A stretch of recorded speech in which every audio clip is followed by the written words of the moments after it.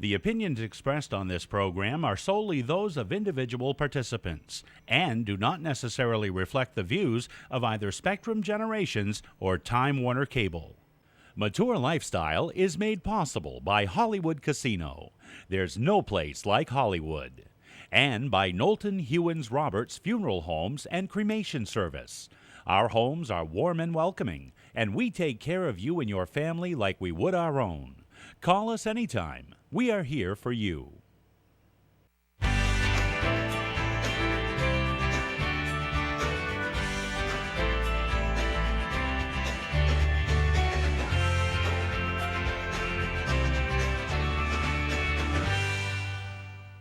With 6,000 lakes, 32,000 miles of rivers, and 17 million acres of forest land, there's always something to do outside in the great state of Maine. Nowhere is more popular than the Mid-Coast region, with its scenic peninsulas and its craggy shoreline and its sparkling offshore islands that race all the way from Bath up to Belfast. Now, there's lots to do in Boothbay Harbor, and there's lots to do in the whole Boothbay region. The Chamber of Commerce wants you to know that this is a place for boating, hiking, sea kayaking, galleries, restaurants, bed and breakfast, a lot of things to see and do. And this is also the home of Maine's only botanical garden. Boothbay is situated on the Cape Newwagon Peninsula, a 10-mile-long peninsula that extends into the Gulf of Maine and is situated between the Sheepscot River and the Damariscotta River. In 1623, this was simply a British fishing village, but today it's a place where people come from all over the world and all over Maine. So if you want to come to Boothbay and you're in Portland, you're only an hour and 15 minutes away. From Bangor, it's 2 hours. From Boston, it's 3 hours. It's a day trip. Here at the Coastal Maine Botanical Gardens, it's especially designed for people of all ages and all abilities.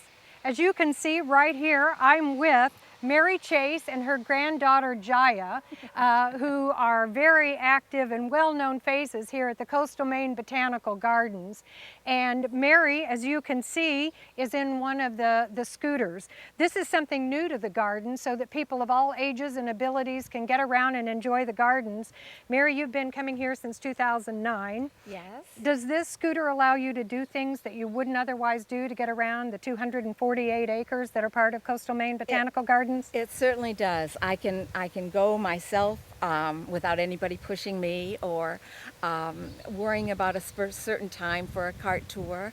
And also last week I took the docent training, so I can lead groups myself now. Oh, so you're actually a docent So and you lead I'm the a new tours. And I can lead the tours in this and just stay out of the way and give my little speech. Wonderful. Well, thank you, Mary. I'll let you and Jaya get on with your day in the gardens. Have lots of fun. Thank you. We love it. We'll see you soon. Okay. Coastal Maine Botanical Gardens is Maine's only botanical garden and the largest botanical garden in northern New England. I'm Dorothy Freeman, guest host of Mature Lifestyle today, talking to you from Coastal Maine Botanical Garden. If you've not visited the gardens, you may want to do it. It's the 5th birthday of the gardens being open to the public, and they have a new book that's called Coastal Maine Botanical Gardens, A People's Garden. Today, we're going to take a look around the gardens. We're going to meet the Executive Director, Bill Cullina, and the President of the Board of Directors, Susan Russell. So, stay with us. We're going to look around the gardens. Bill Cullina is the Executive Director of Coastal Maine Botanical Gardens. Everyone just calls it the Gardens. And Bill is also the 2012 winner of the Scott Medal, which is the highest award that goes to people in the field of horticulture for lifetime achievement. So, Bill, you came here originally in 2008 as the Director of Horticulture, educated in Connecticut and New York, but you have a special tie to Maine. You want to tell us about that? I like to say I'm married into Maine. My wife is from Mount Desert Island, and we got married in Maine, and we came up so much that I just fell in love with Maine. And So this opportunity came up and I had to take it. Well, tell us about the gardens. Right now we're in the Learner Garden of the Five Senses, and you call this an enabling garden. What is that? Well, the concept behind this garden, which opened in 2009, was to create a space for people of all physical abilities. Sometimes being outdoors is hard if you use a walker or a wheelchair, or you just have trouble bending over or walking long distances. And so we created this garden especially for people to be able to access easily. And there are 5 nodes of the garden that are related to the 5 senses. And how have you horticulturally tried to adapt to make it an enabling garden? Well, the five nodes, like you said, are designed around the 5 senses: the sense of smell, the sense of taste, the sense of sight, hearing, and touch. And some of those are a little easier to accomplish with plants than others, of course. Color and sight and smell and taste. Sound was a little difficult, but we have, as you can hear in the background, the sound of the water, the ohm stone, and that kind of thing. What you notice in this garden, it was our first garden that actually has a paved surface, a paved path. All the paths are designed to be gently sloping. You don't notice it at first, but when you enter in, you come in and you slowly spiral around down to the bottom, and then you come back out again. So there's this journey to the center and then back out, and it has become really one of our most popular spaces. People just love this garden, whether they're 2 years old or 75 years old. Tell us some of the plants, some of the very unique aspects of this garden. What's in here? Well, for smell, when you first enter the garden, we try to plant a succession of fragrant smelling plants. Lilies, viburnums, daphnes, hyacinths, things that bloom through the year. We also have herbs, fragrant herbs that people can touch. There's little sinks if people, it's kind of like a wine tasting where you rinse your mouth out. There's a little sink so you can wash your hands off between smells. And we have an area where we grow vegetables for people can taste. In the spring where we're standing right now, we have a big tulip display which we've taken out and we've just put in a lot of summertime annuals. This is we're in the color node or the sight node. And you can also see the reason we're here is because you get this beautiful panorama of the garden. And that's on purpose. This is the high point of this garden with the idea that you're looking out at the whole thing. Now this garden opened in 2009, and how many gardens are there altogether here? Ornamental and edible gardens? Are you talking in the property or? Sure, in the entire 248 acres. We have about 18.5 acres of intensively cultivated gardens. Some more traditional things like you'd see at a botanical garden, a rose garden, a rhododendron garden, but a lot of the gardens we have here are not designed around a particular plant theme. The children's garden, our edible garden, our hillside garden, meditation garden. So, and also, in addition to the gardens, there's some incredible natural areas. We're so fortunate to have this property with the outcrops, the moss, the ocean, and so you can find your comfort level, what you're ever in the mood for. If you want color and excitement, we've got the more intensively cultivated gardens, and as you move away from that down toward the water, it gets more subdued and serene. And you've been at the gardens for 4 or 5 years, and what was your vision? What were you trying to create here? You said there were about 17 or 18 acres out of the 248 acres that have been actively cultivated. So there seems to be a commitment to preserving as much of the natural landscape and the botanical features as possible. Yeah, we want to have to create a garden that the people of Maine are proud of, that represents Maine, but also represents the possibilities of what you can do in Maine. Because I think a lot of people, especially from away, see Maine as basically mosquitoes, moose, and spruce trees. And what we want to show them here is that it's not only a wonderful state, a wonderful people, but a great gardening climate, especially here on the coast with the moderating effects of the water. We can get away with a lot of things horticulturally that people struggle with elsewhere. What's the most frequent question you get from gardeners? I know people call you from all over the country wanting to have special insight. What are the most frequent things? I'd say, not surprisingly, the most common thing is, when's the best time to come to the gardens? And when is the best time to come to the gardens? The answer is, it's not to be flipped, but I don't think there really is a good time. I mean, the winter, it's more, there isn't too much to see, but we intentionally plant this whole place so that there's always something to see. There's always something in bloom, the foliage, the natural beauty. So any time from spring all the way through into autumn, it really is beautiful here. And I think that's one of the keys to our success and popularity is that people aren't disappointed. I mean, I just talked to some people a few minutes ago, and she just walked out the door and she said, just found out about this place, and oh my gosh, I think we picked the perfect day to come. And they saw the peonies in bloom and things like that. But it's a great destination no matter what time of the year you're here. Now, are people surprised that you're open year-round, that this is not just in the summer? Yeah, I think it shocks everybody, that idea that in Maine, I mean, you basically just zip up and close up and everything shuts down. And certainly it's not like it is in the summertime here, but we're open for people to cross-country ski, to snowshoe. In a winter like we just had where there wasn't much snow, people hike the trails and just enjoy nature. And it's nice to just be open basically 363 days a year. We're closed Christmas and we're closed Thanksgiving, and that's about it. So from April until Thanksgiving, you charge admission to get into the gardens, but after that, people can come in and see what's called the bones of the gardens. What does that mean? The bones of yeah, it sounds a little macabre, but the bones basically, once all the flowers are dormant and the trees lose their leaves, you really see the structure of the garden. It's similar to, say, when you're building a house and before you got all the siding on, and you see the structure of the timbers that make up the house. And I think that if you're interested in garden design, it really helps to see that during the off season. You're not distracted by the color and the plants, and think about how paths are laid out and how rocks are placed and how we work with topography and that sort of thing.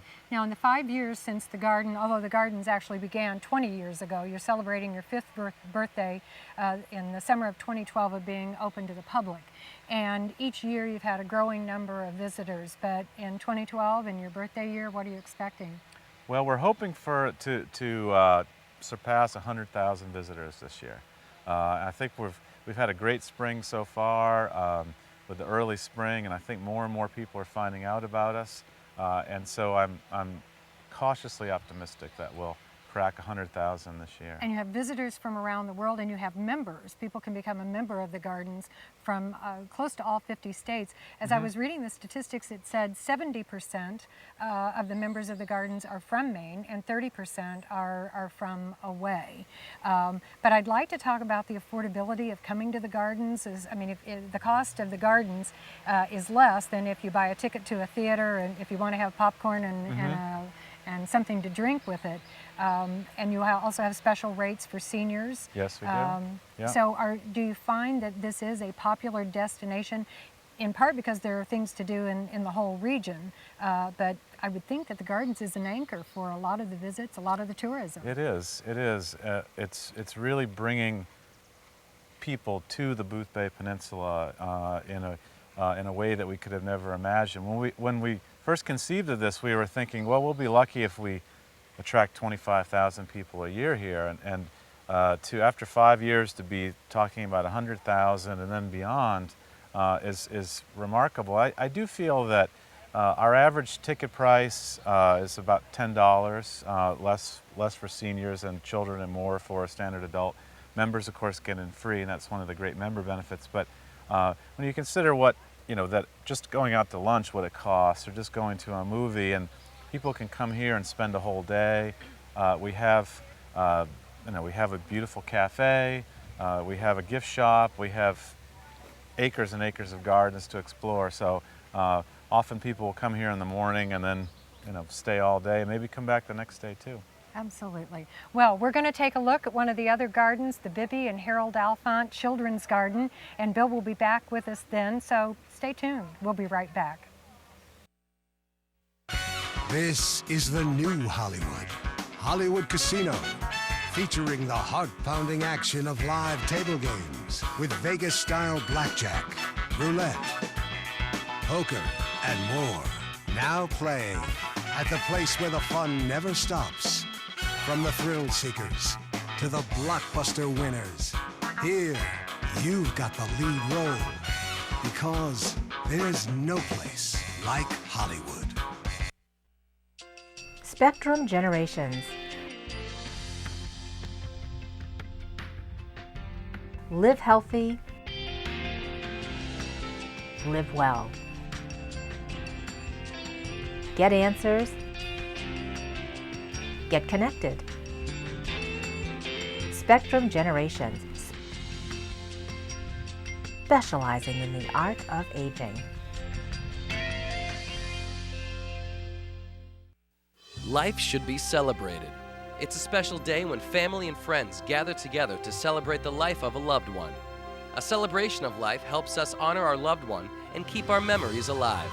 Whether you're planning a traditional funeral, a creative celebration of life, or a blend of both, at Knowlton Hewins Roberts, we are truly committed to meet the personal and unique needs of you and your family.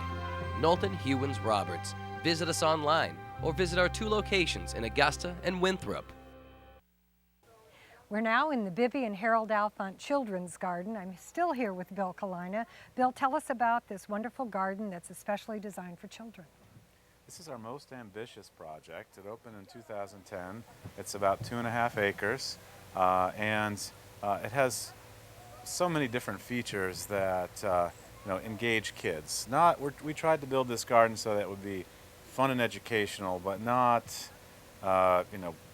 kitschy and hokey. And right behind us is a little play cottage with a sod roof. You can see in the background over there is a story barn that's filled with books written by Maine authors, children's books. And that theme of children's literature and Maine children's books is what inspired a lot of the elements in this garden. We've got the Tylee Eiley from Burt Dow, Deep Waterman, Sure. Charlotte's Web. E.B. White was a Maine writer, and we've got the sort of the farm behind us. You have a birch bark canoe that was made by Barry Dana. Yep, one of the local Penobscot folks. And so, but it's also just a fun garden to walk around if you don't have kids with you. We tried to plant it with lots of interesting plants, and it's laid out beautifully. So it has been just a really popular garden for everybody. Now, the 3 legs of the mission of the gardens to preserve the botanical heritage and the coastal landscapes of the mid-coast area, but it's education, research, and horticulture, and education and programming is an enormous part of what you do. There are more than 100 different programs, I'm told. Tell us about 2 or 3 of the most important programs going on at the gardens. Well, we have both children and adult programming. So all ages, and if you're Yeah. not a master gardener, can you still come here and learn That's something? right. We and one of the great programs for adults that's been very popular is our certificate in native plant horticulture, and the idea with that is that you can come and take, just like you're going to a short college curriculum where we've got a series of courses laid out where you really learn everything you need to know over the course of 2 years. And then graduate with a really good understanding of horticulture and sustainable horticultural practices and native plants. And we have about 15 or 18 students a year that go through that. We have a program for kids that I especially like called Growing Greens, which is involves is a partnership with the local YMCA here in Boothbay, and they come once a week and they help grow food here in the children's garden. They're actually growing a product that then they're going to sell at a farmer's market. They do activities, they learn about it. And we have kids in there that have been in it for several years, so they're learning, continuing as they go along. Another, speaking of growing food, another popular course that we have is of growing your own food for adults, and that came about because we had a lot of people that said, geez, I'd like to grow my own food. I have no idea. People have lost that agricultural knowledge that everybody used to have in this country, and so it's designed from choosing your own seeds to how to start them, to laying out a garden and improving the soil and harvesting and canning. And this year we're doing an advanced version of that where they're learning about things like growing mushrooms and herbs and cut flowers and things like that too. So sustainable gardening is an important part, I think, of just the whole Maine mystique. Spectrum Generations, which provides Meals on Wheels all across central Maine, has a program called We Sustain Maine, where they buy food locally, prepare it locally, and deliver it to people in need. Are you hearing visitors that come to the gardens that they also have that interest, they want to know about that, and they want to know about sustainable gardening without chemicals? And is that part of what you do here? Yeah, that interest in both growing your own food and gardening organically, gardening without chemicals, gardening with less water has really exploded in the last 5 years or so. And we try to showcase that here. We try to garden here organically as best we can. We don't use pesticides. We water when we need to, but it's an important message for visitors to see what you can accomplish with putting less chemicals into the environment, and also a lot less cost doing it that way too. There are lots of children here. You have a program where school children come in. There are a lot of children and schools that are taking advantage of that. Well, there's our program that we work with local schools is called Cultivating Curiosity, and this year we've had about 1,400 school kids come during the spring from all over the state, and they come for a morning or an afternoon and run around, but there's also curriculum tied in with that too, so it's not just sort of a chance to romp, but they're learning something too. Thank you, Bill. I know you're busy. I know you need to get back out to the gardens. There are visitors that want to talk to you, and certainly you're very generous with your time telling people about what's going on at the gardens and what's going on in their own gardens. So thank you very much for inviting us to the gardens today. We'll be back in just a moment. Spectrum Generations. Live healthy. Live well. Get answers. Get connected. Spectrum Generations, specializing in the art of aging. If you're familiar with the nonprofit community of Maine, you probably already know my next guest, Susan Russell, who has always been involved in nonprofits both in Tennessee and in Maine, and most recently was the chairman of Kiev Wavis Education, and is now the president of the board of directors at Coastal Maine Botanical Garden. So welcome, Susan. Thank you, Dorothy. Now, as a nonprofit organization, the Gardens doesn't receive government funding, and it didn't come from a big estate. Tell us a little bit about what that means as a nonprofit organization and how you keep this wonderful place open. The mission of this place, which is to promote horticulture, education, and research, actually is so inspiring when you see it, how it's acted out on the ground, all around you. And I think what the purpose of the nonprofit, what we've been able to do, is to mobilize hundreds and hundreds and thousands of people who have shared this interest in the mission and the vision of what this place can be. So to me, the excitement is to see how many people it takes to orchestrate this beautiful, beautiful place, and to really make it grow and inspire other people yet to come. I like to think of it as we're for all ages, but we also are for the ages. Mm-hmm. Going forward, we're building things here that our greats, yet unborn generations will look back and say, oh my gosh, look at that wall, look at those stones, look at that planting, look at the trees, the waterfront, and realize it's people of vision, thousands of people of vision, 50 or 100 years before them had put this place together. And I know that you have thousands of members, and the Gardens in the past 10 years alone has raised more than $20 million. You're wrapping up a capital campaign. We are. And I know you welcome people if they want to be part of that. But As you're looking to the future, I know that you refer to this as a people's garden. What does that mean exactly? It really does mean what you said initially, is that there wasn't just one person that had a view and a lot of money that could create something, but that it came out of many, many people putting their visions together and then supporting it. In our story, though, there were 7 founders that had such faith in creating this place that they actually put their homes up for collateral in order to buy the property that we are now sitting on, and then created the organization around it, invited other people to come in and help them build a charter membership and make initial gifts and start the planning and visioning process. And I think that's what attracted me to this fabulous organization, is that it is an organization of doers and dreamers and people that know how to get things done, but we're also exploring and trying out things along the way, which is what every gardener knows you have to do. Some things you plant and it works, and some things it doesn't, and you try again. And I know that you're celebrating your 5th birthday. Happy birthday Thank to you. the gardens. But also the best is yet to be. If someone thinks that there's not more going on in the future, they would be mistaken. They would be. We have a master planning committee underway, which is the group that starts to think about what is the next 10, 15, 20, 50 years going to look like. And we then set about creating a new vision and extending our borders in that way. It's very, very exciting, and I hope you'll come along for the ride too. Thank you so much. Stay with us. We'll be back in just a moment. This is the new Hollywood.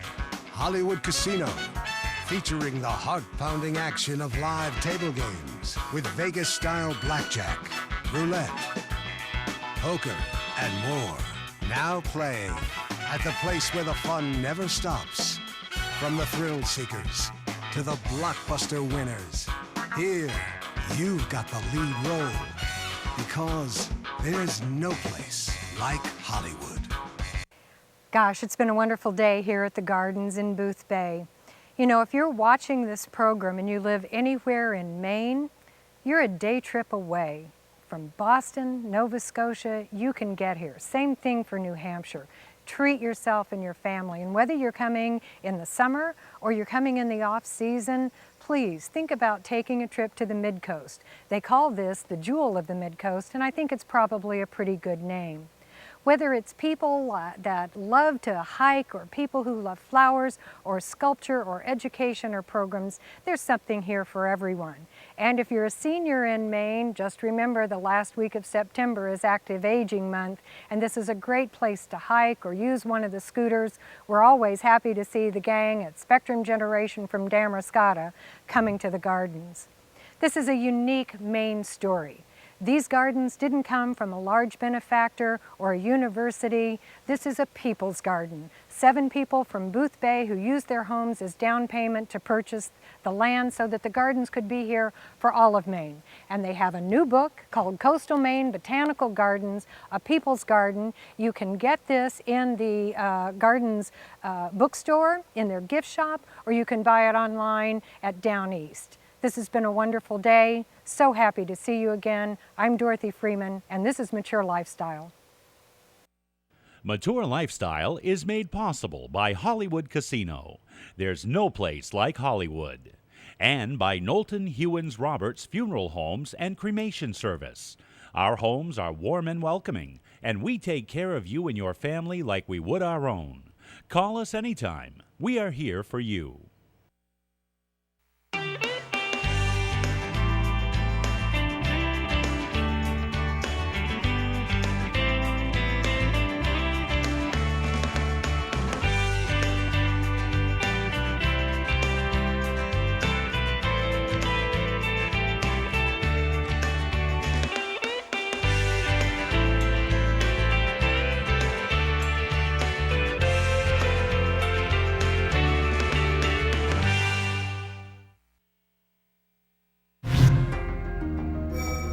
You're watching TWC TV, only on Time Warner Cable.